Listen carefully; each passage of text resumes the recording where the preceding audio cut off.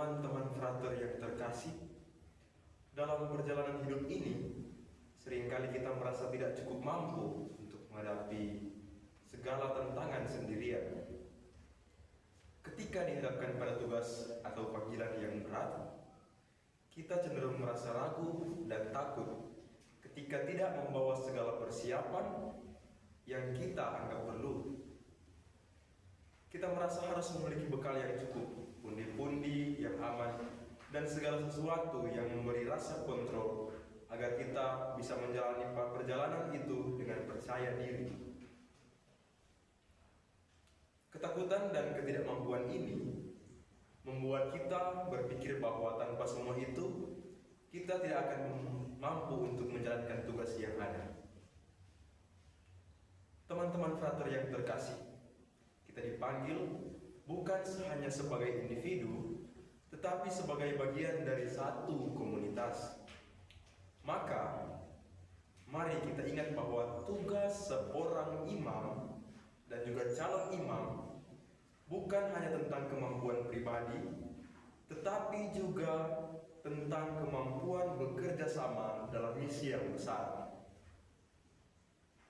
Sebagaimana Yesus mengutus dua murid, ketika itu juga kita juga dipanggil untuk berjalan bersama dengan sesama calon imam, mendukung satu sama lain dalam perjalanan panggilan ini. Yesus juga meminta para murid untuk tidak membawa apa-apa dalam perjalanan. Tidak ada pundi-pundi atau bekal atau juga kasut. Ini mengajarkan kita sebuah pelajaran penting. Kita harus bergantung sepenuhnya pada penyelenggaraan Tuhan dalam perjalanan kita.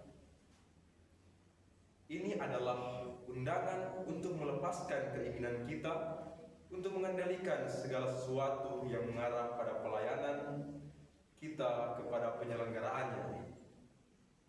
Sebagai calon imam, kita harus belajar untuk lebih bergantung pada rahmat Tuhan daripada kemampuan kita sendiri. Selain itu, Yesus juga memberi pesan kepada para murid untuk membawa damai sejahtera kepada setiap rumah yang mereka masuki. Sebagai calon imam, kita harus menjadi pembawa damai di tengah dunia yang sering penuh dengan konflik dan kerusuhan. Damai sejahtera yang kita bawa bukan sekedar kata-kata, melainkan damai yang berasal dari Yesus sendiri. Mari kita mohon agar kita diberi hati damai sehingga kita bisa menjadi saluran damai bagi semua orang yang kita layani. Namun, kita juga diingatkan bahwa tidak semua orang akan menerima pewartaan kita. Ada kalanya kita ditolak seperti para murid yang diminta untuk meninggalkan kota yang tidak menerima mereka.